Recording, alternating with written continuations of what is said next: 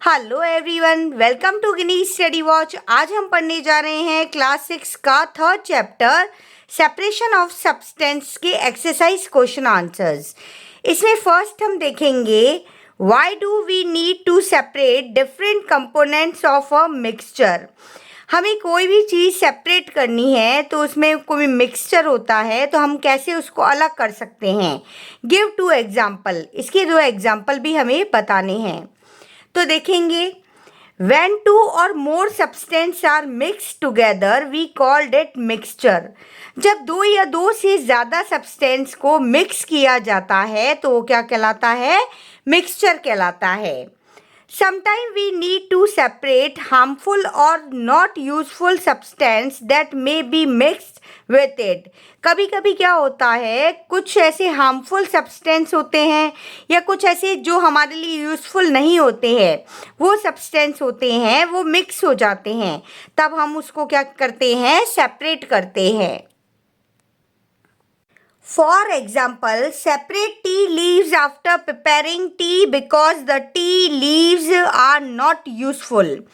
जब भी हम चाय प्रिपेयर करते हैं तो हम देखते हैं कि चाय प्रिपेयर करने के बाद हम चाय की पत्ती को हमारे लिए यूज़फुल नहीं होती है तो हम उसको हटा देते हैं।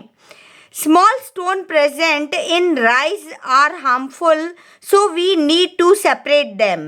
और इसी तरह से चावल में से हम क्या करते हैं? छोटे छोटे पत्थरों को निकाल के सेपरेट कर देते हैं। नेक्स्ट क्वेश्चन देखेंगे, व्हाट इज विनोइंग। विनोइंग क्या होती है? वेयर इट इज यूज, और इसका यूज कहाँ किया जाता है? Winnowing is used to separate heavier and lighter components of mixture by wind or by blowing air। जो विनोइंग होती है उसका यूज़ किया जाता है भारी कंपोनेंट्स और हल्के कंपोनेंट्स जो कि मिक्स होते हैं, उनको हवा के द्वारा हम क्या करते हैं? अलग करते हैं। This method is commonly used by farmer to separate lighter husk particles from heavier seed grain। अब इसमें क्या होता है? इसका यूज़ कौन करता है? फार्मर द्वारा इसका यूज़ किया जाता है।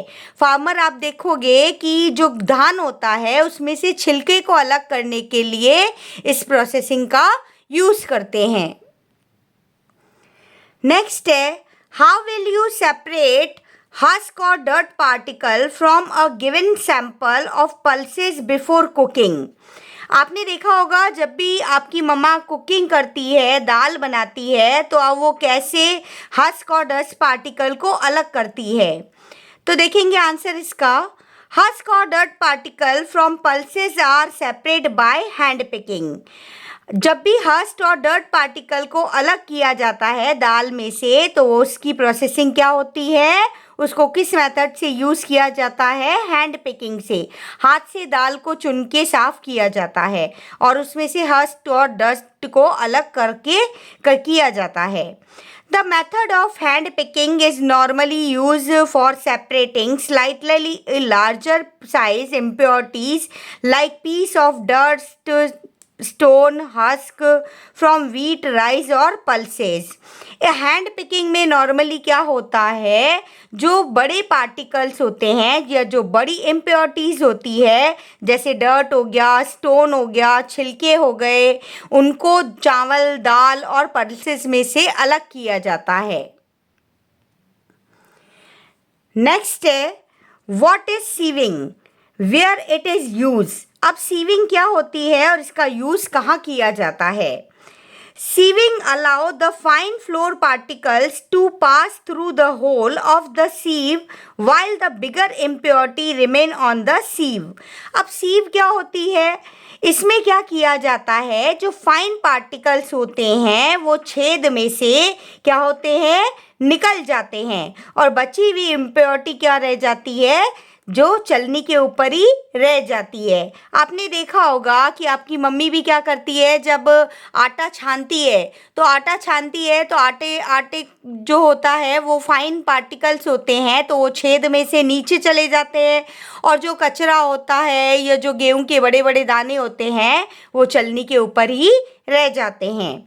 In a flour meal, impurities like husk and stone are removed from wheat before by sieve.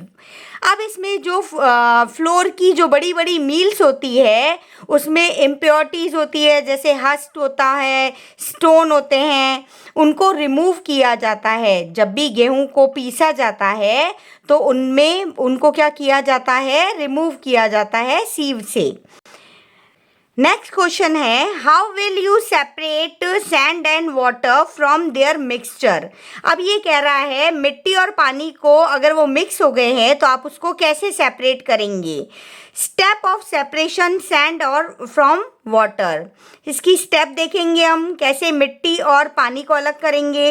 Allow mixture to stand in a glass, आप क्या करेंगे, ग्लास में जो मिट्टी का पानी है उसको ऐसे ही रखा रहने देंगे।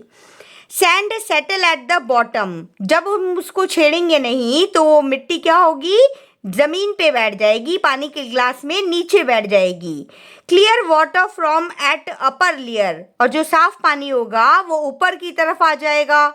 Gently pour it water in another glass, और हम उसको बड़ी सावधानी से क्या करेंगे, जो साफ पानी है उसको दूसरे ग्लास में डाल देंगे। देखेंगे it is possible to separate sugar mixed with wheat flour. अब इसमें देखेंगे कि कैसे शक्कर और जब आटा मिक्स हो जाता है तो उसको कैसे सेपरेट करेंगे। If yes how will you do it, अगर इसको पॉसिबल है अलग करना तो हम इसको कौन सी प्रोसेसिंग से अलग करेंगे। Yes it is possible to separate sugar with wheat flour, हाँ हम इसको सेपरेट कर सकते हैं शुगर और व्हीट फ्लोर को। It can be done through the process of sieving, और ये कौन सी प्रोसेस से अलग होगा, सीविंग से अलग होगा, छान के अलग हो जाएगा। The mixture of sugar and wheat flour is allowed to pass through the sieve while sugar remain on the sieve. अब इसमें क्या होगा, जो ये मिक्सचर है शक्कर का और आटे का, जब ये जाली में से है ना, जो आटा होगा वो जाली में से नीचे चला जाएगा, जबकि जो शक्कर मोटी होने के कारण जाली के ऊपर ही रह जाएगी। क्वेश्चन 7 की तरफ आते हैं। How would you obtain clear water from a sample of muddy water. अब ये कह रहा है आप मिट्टी के पानी में से क्लियर वाटर कैसे ऑब्टेन करेंगे। तो देखेंगे answer, allow muddy water to stand. अब मडी वाटर को आप ऐसे ही रखा रहने देंगे। Mud settle at the bottom, sedimentation, जो मिट्टी होगी, जो मड होगा वो क्या होगा, नीचे बैठ जाएगा सेडिमेंटेशन के प्रोसेस से। Upper layer is clear water, अब क्या होगा, ऊपर का पानी साफ हो जाएगा और वो डिकेंट हो जाएगा। Then filter the water again to remove trace of muddy particles. अब हम इसको क्या करेंगे, इसमें कुछ मडी पार्टिकल्स रह गए हैं तो हम इसको क्या कर देंगे, फिल्टर कर देंगे। नेक्स्ट आते हैं fill in the blanks. The method of separating seed of paddy from its stalk is called threshing. एक ऐसा मेथड जिसमें से क्या होता है, बीज में से छिलकों को अलग किया जाता है, और वो प्रोसेसिंग कौन सी होती है, वो होती है थ्रेशिंग। जहाँ पे बीज में से छिलके को अलग करना, this is the process of calling threshing. Second है, when milk cooled after boiling it poured on a piece of cloth, the cream is left behind on it. This process of separating cream from milk is an example of dash. ये कह रहा है जब दूध को गर्म किया जाता है और उसको कपड़े में से छान के अलग कर दिया जाता है ना। जब दूध जब ठंडा होगा उसके बाद उसमें मलाई आ जाती है ऊपर, और उसको कपड़े से छान के अलग कर लिया जाता है। तो ये पूछ रहा है कि ये प्रोसेसिंग कौन सी कहलाती है। तो दूध को छानना ये प्रोसेसिंग कहलाती है फिल्ट्रेशन, जिसमें से हम क्या करते हैं, दूध और मलाई को अलग कर देते हैं। नेक्स्ट आता है, salt is obtain from sea water by processing of dash. समुद्र देखा होगा आपने, समुद्र में से नमक को अलग करना, ये कौन सी प्रोसेसिंग कहलाती है, इवेपोरेशन कहलाती है, जहाँ पे समुद्र का जो पानी होता है वो भाप बन के उड़ जाता है और अपने पीछे क्या छोड़ देता है, नमक छोड़ देता है। तो इसका आंसर होगा इवेपोरेशन। नेक्स्ट है impurity settle at the bottom when muddy water was kept overnight in a bucket।